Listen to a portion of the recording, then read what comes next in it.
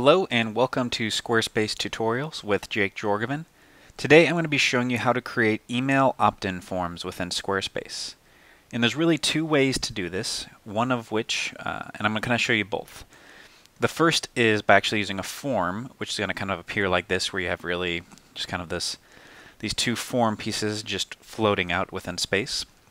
And then the second one, which I'll show you, is going to actually have some ability to put some stylization around it, a heading, kind of a little thing down here, and actually change the background color of the form. And so what I want to show you today is basically how to use both and kind of the advantages and disadvantages to each opt-in form. So to start off, we're going to go to the back end of Squarespace. And I'm going to scroll down here to this newsletter sign up test page that I have. So the first way I'm going to show you how to do this is by using just a simple form feature. And what we're going to do here is we're going to click the little plus icon, which pulls up our entry piece. And we're going to scroll down to this form option right here. We're going to click on form, and then it's going to basically pull up this general form, and it's always going to pull up the subject, message, name, email address. Well, if we're just trying to do an email opt-in, we don't really need all of that, so we don't want a subject, so we can hit this little X right here and delete the subject space. We can delete the message space, and then it's also going to automatically ask for first name and last name. If you've ever studied email opt-in forms, you generally know that a lot of people don't like to put their last name in here, so I generally actually delete this as well. But what if we still want their first name? What I generally do then is I go down here to add field, and I click a plus icon, and here I add a new text space, just a text, and I say first name. And what this allows me to do is just request their first name and not everything. And then with the little form option here, you have the ability to click these little dots and drag this above or below the email address.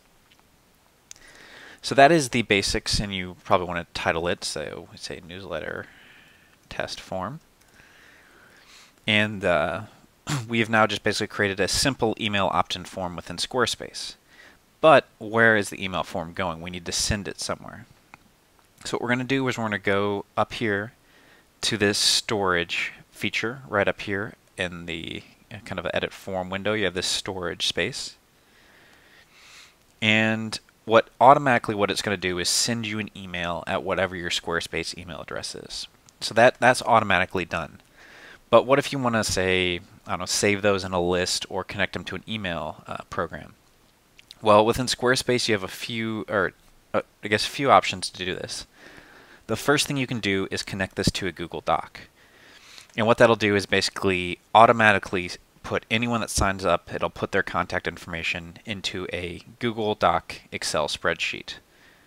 So to do this, you want to first be logged in to your Gmail account within your browser, and then you want to click on to connect Google Docs. Once this shows up, you're going to go over here and add your account, and then you're going to give it offline access, Squarespace offline access to your Google account. And now you basically get to name the spreadsheet that you want to for this form. So newsletter test form. And now once I've done this, it's going to automatically create a Google Doc within my Google Drive and save all of the contact information that comes through here into a spreadsheet. Now the other thing you can do with a email opt-in form is to connect it to MailChimp. And with MailChimp, it's a free email software. You can use it for free up until 500 subscribers. And it's also a very good and easy to use tool. I honestly use it for my personal email list. And if you have a MailChimp account, what you're going to do is simply, you just need to have that login information ready. And you're going to click on MailChimp. And it's going to do the same thing where it pops up a window. And it's going to bring you to MailChimp's login instructions here. Give it a second, and I've got mine already saved, and you're just going to hit login once you put in your login information here.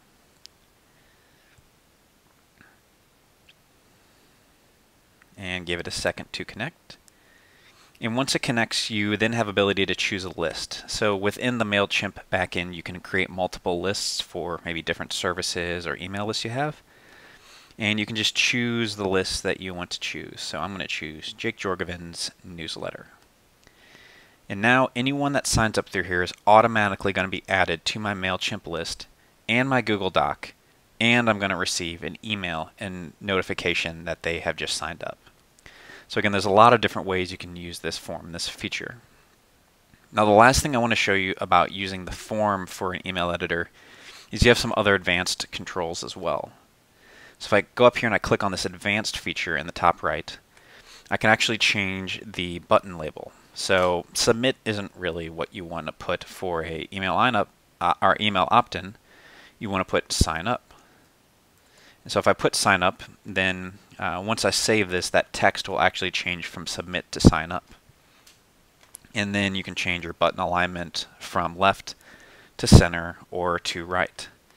And then last, you can change your post submit message to say thank you for signing up for my email list. And then as soon as someone puts in their information, this text will pop up. So you also have this lightbox mode, which again you don't necessarily need to worry about too much. But again, they're going to hit save here on this. And now you'll see that the sign up, submit turned to sign up, and the form is saving on my page.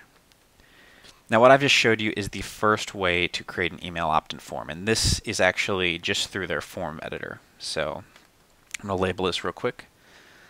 Form feature email opt-in. So what I've created here is just a little email opt-in form feature.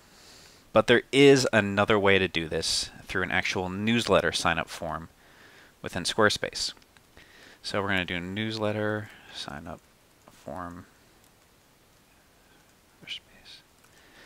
And I honestly, there's a few reasons that I actually like the form one better, and I'll explain those as I go along. But if we go down here, we click our little plus icon, and now I go down to this newsletter option. Instead of the form, I click on newsletter. And what it's going to do is kind of create this gray backdrop with a heading, a subheading, a little header down here, and then an email address. And so you can change the heading here, sign up for my email list. And you can change this little subheading, weekly inspiration and education about Squarespace. And I need to learn to type. And then you have this little kind of disclaimer down here. I won't spam you. And you can add this here as well. And what you'll see is it automatically defaults to just the email address form. But if you want, you can click on required name field.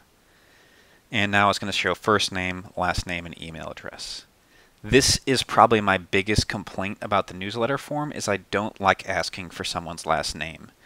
If you do any research into email opt-in forms, everyone will tell you that if you ask for even just a last name, you're going to get less people that sign up. So that's honestly why I use this form editor. It's really the #1 reason that I use it more than just the email opt-in form. So I'm going to leave that off now and just have the kind of basic sign-up form. And I also want to explain one thing. If not all of these forms have to be filled out. So what if I don't want this little disclaimer, I get rid of it? Now my form just got smaller. Or if I don't want even this little byline, now my form got even smaller. So one of the biggest complaints a lot of people have is my email newsletter signup is huge. Well, you can change it with custom CSS, or the easiest thing you can do is just take out all of these fields because you don't need them, and it makes your form a lot smaller than before. Now, similar to the form thing, we're going to have these two other options for storage and advanced. So if we go to storage, you're going to notice something. There is no email notification. With a newsletter sign-up form, they only let you do Google Docs or MailChimp. So you can either connect it to a Google Doc, or you can connect the form to MailChimp. There is no way to just have it email it to you. So in order for this to work, you either have to have a Gmail account, or a Google account, or you have to have a MailChimp account, and you're simply going to have to connect to one of these two in order to make it work. So just for examples purposes here, I'm going to connect this to my MailChimp.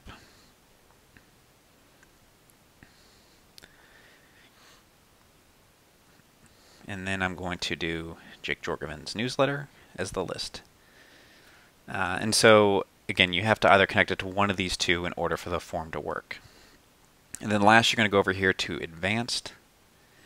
And you have the same abilities to change the opt-in form. So this one automatically goes to sign up, but if you want it to be submit for some reason, you could do that as well. But we're going to leave it as sign up.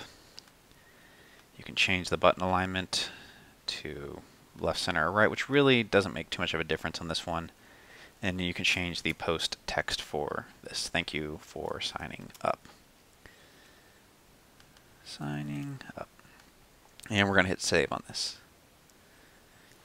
Now, there is one cool thing about the newsletter sign-up form that I'm going to show you, and that's the fact that you have the ability to stylize this a bit more.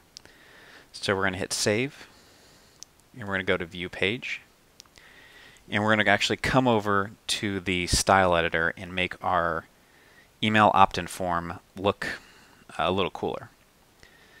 And on the back end, it's always going to kind of show that boring kind of gray look, but on the front end, you're going to see that since I already have mine styled, it actually looks a little different and has styles and colors according to the theme of my website.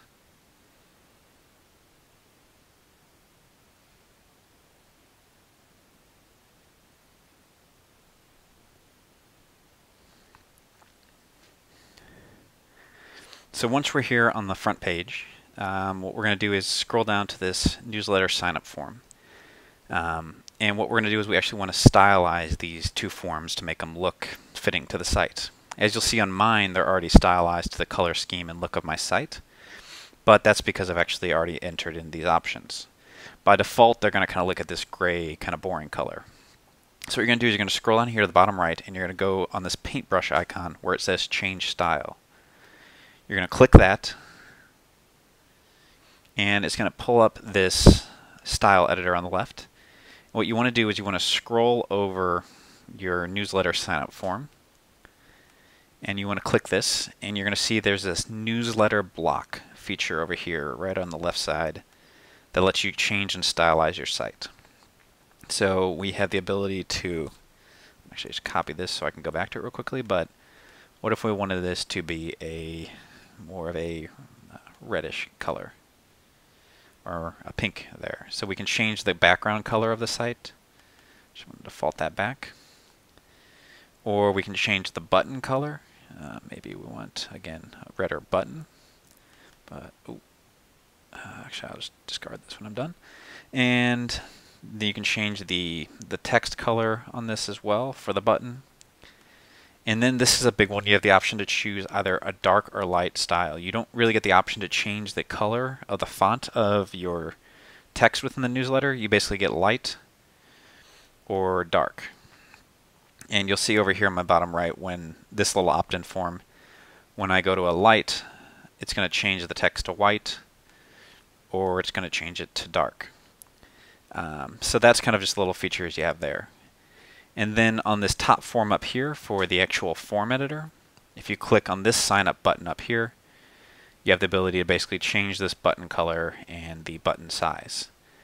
So you don't get too much control over it, but these are kind of the different ways to create an email opt-in form in Squarespace, and some of the pros and cons to each option. So I hope this was helpful in teaching you how to create email opt-in forms for your site. Check back again for more tutorials coming up, and if you need help with your Squarespace site, you can reach out to me at jake-jorgensen.com/Squarespace.